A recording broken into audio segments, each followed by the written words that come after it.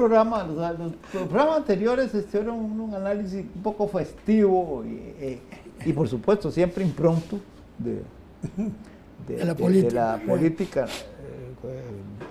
nacional.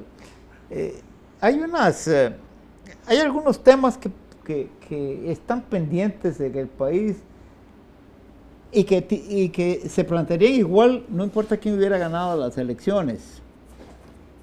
Ayer tuve una conversación donde alguien me hacía ver que de pronto, en relación con el nombramiento del ministro de Educación, había comenzado a surgir de nuevo un coro de negativistas con respecto al resultado de nuestro sistema educativo. Y claro, el día que un país esté satisfecho de su sistema educativo es porque va en decadencia. Claro. Es algo con lo que nunca será muy arriesgado bajar la guardia, ¿verdad? Y justamente en una de las conversaciones anteriores nuestras, pues destacábamos la importancia que ha tenido la educación para que se den ciertos fenómenos de la actualidad que son positivos.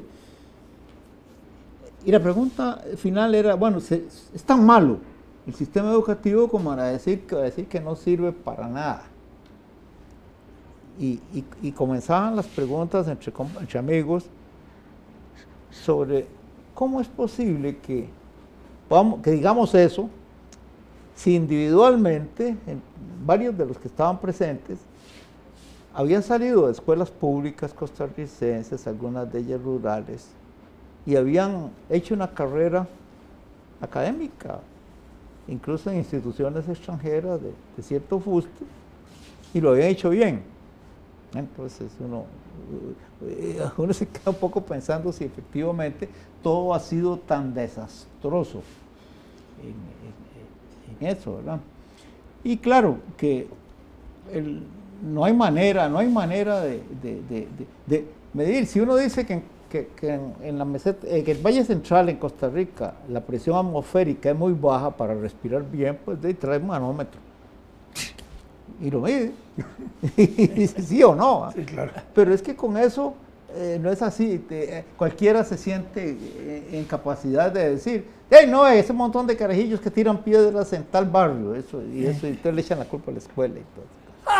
Y nunca han tirado piedras. No, y es que como si no hubiéramos tirado piedras nosotros, ¿verdad? Sí. Entonces, pero cuando uno estaba carajillo, yo me acuerdo que había barras. Había guerras de piedras. A eso voy. Claro. Había barras de barrios. Sí, Nos claro. íbamos a jugar a tirarnos pedradas. Sí, así es. A mí me mandaron una vez a la clínica bíblica. Resultado de una pedrada. No, nosotros teníamos Ahí por en el la parte, viejo, decíamos, el barrio dándonos Luján, de pedradas con la gente los barrio de la Cruz. Cordillera y la Lujaneña contra los de la Plaza Víquez. Y nos encontrábamos a medio camino con unas pedradas Sí, claro. que, claro, más de uno salió jodido. Yo la primera vez que sentí cargo de conciencia casi dantesco fue una vez que en una guerra de pedradas en la Plaza Iglesias le pegué una pedrada a un compañero de escuela, ¿no? Que se llamaba Carlos Alvarado, por cierto. Bueno, pero Y cuando yo lo vi caer, y no puedo describir el terror que sentí, porque yo sabía que yo me estaba capeando las piedras, y nunca pensé que Carlos Alvarado no se fuera a mover con la misma agilidad, y algo pasó, y le dio en la frente. Fue horrible, ¿verdad? Pero era eso lo que hacíamos. Yo sí recuerdo esas guerras de piedras que hacíamos, en la cual yo fui víctima en una de esas, donde después de las pedreadas todo el mundo era amigo otra vez. Sí, claro, sí. no hacía No pasaba claro. nada más. No, así es. Heridos sobre heridos. Y todo volvía a la normalidad. Sí. Pero bueno, Muertos de risa nada más entre los heridos. como que uno puede encontrarse un edificio cochambroso y con una lavadita y recupera su esplendor. Uno podría pensarlo, ¿verdad? Bueno, no es cuestión de decir que hay que desmantelarlo todo, echar a todo el mundo, sino ¿qué estamos haciendo aquí nosotros? No fue ese sistema educativo el que nos Pues hizo. sí, pues sí.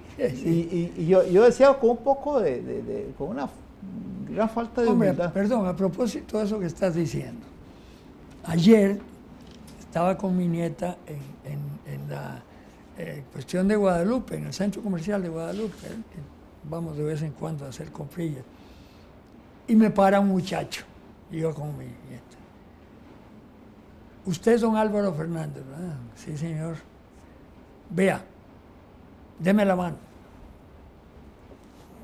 Gracias. Vea, señorita, cuide a su abuelo porque es de oro. Ciudadano de oro. Ya yo no hallaba dónde. Sí, claro. Había leído a Y Platón. oye, y dice, ese programa, así es la cosa, para mí es la continuación de mi universidad. Ah, no. Por Dios que me lo dijo así, no es que no te voy a, ¿por qué voy a inventar? Sí, no. ¿Eh?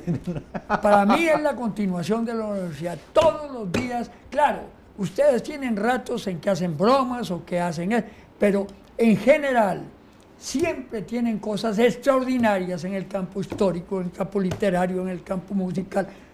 Y para mí es la continuación de la universidad.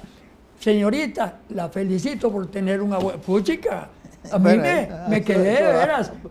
Me sentí muy bien, para ser franco, porque se lo estaba diciendo a mi nieta, ¿verdad? Y claro, se fue y mi nieta con una cara de orgullosa. A mí lo que me No, pasó pero fue de veras, el hay domingo. gente que ve el programa así, para aprender.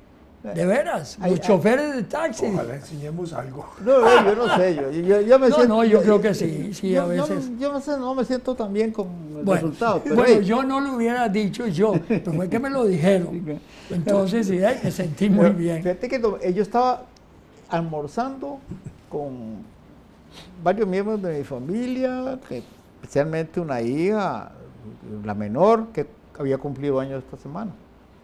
Y ese era el motivo por el cual estábamos reunidos en un restaurante donde siempre cantan al cumpleañero, ¿verdad, familia? Sí. Y estábamos disfrutándolo y ya estábamos en la sobremesa cuando iba saliendo una familia y un señor así como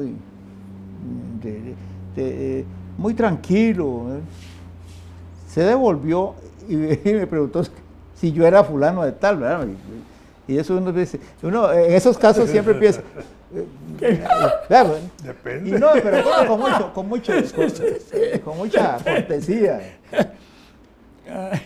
Y me habló del programa, pero tal vez a él no le guste que yo mencione el nombre, pero es que me produjo una gran emoción el nombre per se, el nombre, aparte de que el señor, como digo, era muy atento, muy cortés. Entonces, se llama, él se presenta, me dice, Tomás Guardia. Entonces, claro, ¡Qué bien! cuando uno, Sí. Tomás Guardia. sí, es impresionante, ¿verdad? Claro. Por supuesto, y claro, mis hijas también se impresionaron. Pero resultó, por dicha, que mi hija le dice a mi nieto, él es el abuelo de tu compañerito fulano, un compañero de mi nieto de apellido Guardia. Entonces, ya. Pero es impresionante, ¿verdad? No tiene... tomado parte. Sí, claro. Como Y él sacaba estaba la en el historia. automercado. Ya le hice el anuncio, que vaya. Bueno, ya iba saliendo también con mi nieta y con la muchacha. Y veo entrar un tipo, pero cara conocidísima, y caminando así. Y me dice, buenas tardes. Y entonces le dije, hombre, usted es hijo de don Carlos Ventura, ¿verdad? Primer persona que se acuerda de quién era mi padre, porque a mí la gente me reconoce por la construcción de la carajada, de las conferencias. Le dije, claro, usted, vos sos el... Sí, pero de veras, dice, a mí me encanta porque yo quise muchísimo a mi padre y tal igual. Entonces le dije, bueno, de paso, déjeme felicitarlo. Yo no sé si usted se va a quedar o es de los que se van, pero yo lo hubiera dejado. Usted ha hecho un magnífico papel en su actividad, ha aumentado notablemente el turismo, ha trabajado en esto, en el otro, y además, solo esa construcción que usted la dirigió es un modelo ejemplar. Muchas gracias, don Álvaro, muchas gracias. Es un tipo muy serio, muy de veras, y me llamó la atención porque Carlos Ventura no era así. Carlos era muy agradable, él y Manolo, los dos eran los dueños del Hotel Europa, ¿no? Y, en fin, una sorpresa muy bonita, muy elegante, caminaba, ¿no? Y ya está viejo, canoso y todo, me llamó la atención. Así que... Lo encaneció el gobierno. Sí, yo creo que sí, yo creo que sí. Sí, claro. Sí, Yo quería tomarle una foto a todos los ministros ahora que entran, y entran 4 años. A ver cómo cambian los gestos, el pelo, todo. Yo creo que una hay foto, una atención, una foto con esa intención es como, ¿cómo se traduce la palabra uncanny? Como siniestro, ¿ah? Porque la intención que lleva es siniestra. No, que Sí, el poder más o desgasta, menos. es que Bueno, el poder desgasta. Sí, pero es más o menos el significado. Sí. Es que es tenso, es Sí. Es un poquito estresante. más que siniestro. Sí. Sí. Toda esa gente Oye, que- a propósito, ustedes oyeron el discurso del expresidente, bueno, ya va a ser expresidente, el 8, ayer. ¿Vos lo oíste? ¿Vos yo lo no. oíste? Vos no, vos sí. una parte. Es que a mí, yo estaba hablando con Fernando, me llamó poderosamente la atención, bueno, por supuesto de las maravillas que ha hecho, según él, y en la debacle económica o financiera, él dice que 10 años, que a él le tocó pagar 10 años de no pago de las deudas internacionales. Yo me quedé pensando, ¿no? 10 años de deudas internacionales. Abel Pacheco entregó dinero en caja. Y yo no creo que Abel Pacheco hubiera dejado de pagar, porque era un tipo muy ordenado en esas cosas. Bueno, después, ¿cómo se llama? Oscar, sí, gastó un poco, pero este entró con el presupuesto más alto que en la entrada. Una barbaridad.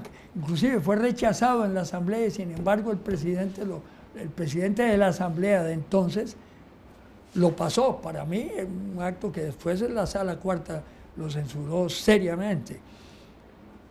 Pero que eso de que 10 años tuvo él que ponerse al día, me llamó la atención, porque yo no sé si es que en eso fue que gastó todo el dinero que gastó.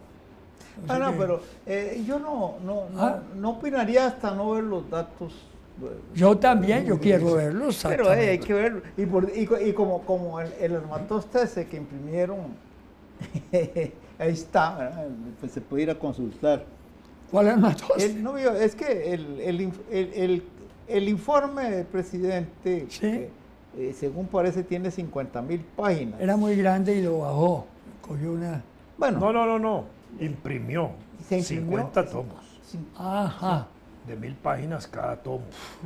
Y él lo que lee es un resumen Sí, de claro. 2 horas. Sí, obviamente. claro. que eso suscitó un debate. Perdón. Y en el resumen de 2 horas se brincó párrafos y lo hizo a 1 hora y pico. Sí. Dicho por él mismo. No, eso es normal, porque Bueno. ¿quién se va a tirar todo esto? Solo un carazo, 4 horas hablando Ya, sí, no. en la asamblea. Sí, yo me acuerdo. Y solo él se oye entonces, porque al final, porque uno... ¿cómo hace? Esa historia del tamaño del informe suscitó un debate en la red, de esos que le hacen pensar a uno que mejor no vuelve a meterse en Facebook, porque esta cosa más... vamos a ver. Tiene cosas buenas y cosas malas. No, A mí me parece válido. ¿Ah? Sí, a mí ¿Cómo? también. A mí me parece válido. Ahora después explico mi punto de vista. Sobre Facebook. No, yo también, coincido contigo. No, Hay no, muchas ahora explico. Ah, bueno, Primero bueno, va ok. Fernando. No. El debate era alrededor de si era un antiecológico haber gastado tanto Sí, claro, papel. tantos arbolitos. Sí, y eso es una cosa bastante tonta porque yo me imagino que si acaso habrán imprimido 4 ejemplares o 3, yo no sé cuántos. Exactamente. Porque en realidad eso es algo casi ritual. Es como decirle a la Iglesia católica que haga las hostias de un diámetro de 4 milímetros para ahorrar harina. Sí, sí, Vea, claro. son esas tonteras que la gente que no tiene nada que decir acaba sacando. Pero, por otro lado, la ley, alguien la puso ahí, la ley habla de un informe escrito. Entonces, si el día de mañana resulta que ese informe va a tener 500,000 de páginas, entonces uno diría, bueno, ahí dice escrito, pero no dicen qué sustrato. Y yo tengo un montón de textos que yo he escrito que nunca he Impreso. convertido en material impreso, nunca he gastado papel, pero existen. Y entonces, claro, si uno perfectamente podría interpretar, pero claro, si le pide a los diputados que interpreten, ya uno sabe lo que pasa. Pero lo lógico sería lo que hace Fundevi, la fundación, ya no se llama así, pero la antigua Fundevi, la fundación de la que yo soy fundador por accidente. Resulta que como soy fundador, soy miembro permanente, eterno, mientras respire, de su asamblea. Yo ya casi no asisto, porque ya pasó mi tiempo y todo, pero ahí estoy en la asamblea. Entonces, cuando voy a una asamblea, lo que yo recibo hace tiempo es una llave maya con todos los documentos que se van a ver en la reunión. Y entonces, bueno, ¿voy o no voy? Al tiempo, yo cojo esa llave maya, la borro, porque igual que botaría en vez de botar los papeles, que ya no hacen falta, borro la llave maya y la uso para escribir mis tonteras. Entonces, es un problema de sustrato. Entonces, la conversación en Facebook me pareció tan tonta que dije yo, pero para esto es Facebook, para estar diciendo estas tonteras. Eso es irrelevante. Ahí está, yo no. ¿Cuántos ejemplares habrán? ¿Quién inventó el concepto de llave maya? De llave maya, ¿no? Sí. No sé, el nombre. Sí, el nombre. La Constitución. Porque es solo Costa Rica se llama llave maya. Qué raro. La Constitución es la que establece la obligatoriedad de que el presidente cada 1 de mayo, ¿verdad?, entregue un informe escrito a la Asamblea Legislativa sobre el ejercicio de gobierno que acaba de transcurrir, de un año, sobre el Estado de la Nación, como se llama, ¿verdad? Sí, sí. El presidente está obligado a entregar eso. Eso significa que lo presenta por escrito. No tiene obligación el presidente irlo a leer. Ajá.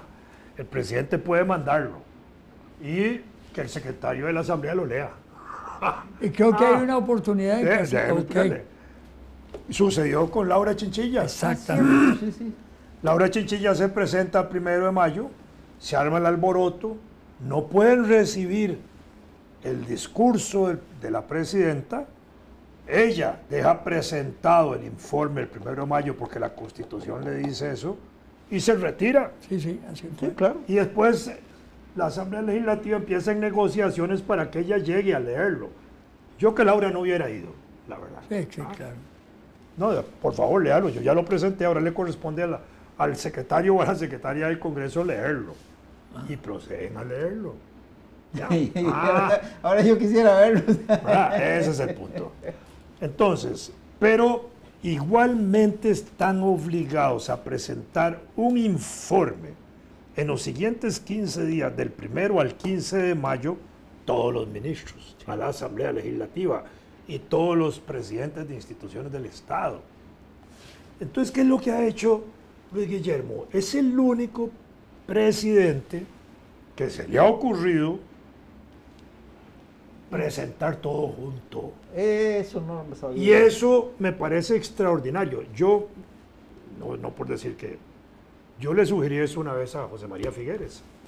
Yo colaboraba con doña Yoseta en su despacho, y para el 1 de mayo yo le sugerí hacer eso. Incluso me pidió colaboración eso.